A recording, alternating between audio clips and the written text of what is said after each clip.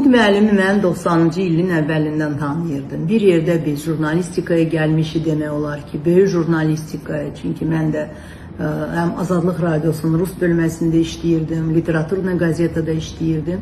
Umud müəllim də beynəlxalq fond yaratmışdı, mətbuat fondu və biz həmişə daim bir yerdə idik.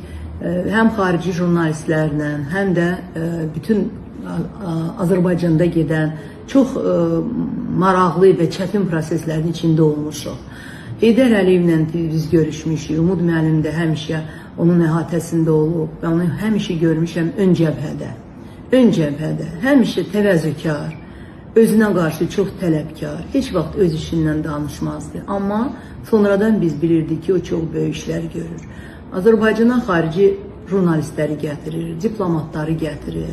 Sonradan onun fondu çox böyük bir təşkilata çevrilib, artıq çox şahəli bir iş görür və onun hörməti böyüdür. Mən bilirəm ki, həm respublikada, həm respublika kənarında və Qarabağda gedən quruculuq işlərində böyük onun zəhməti var.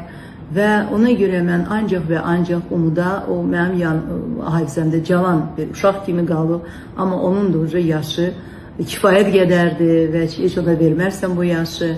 Umud, sənə can sağlığı, sənə yeni uğurlar, sənə bütün kollektivdə həmişə sənin yanında olsun, sən də həmişə belə hörmət sahibi olasan və bizim Azərbaycan üçün daha böyük uğurlu işlər eləyəsən.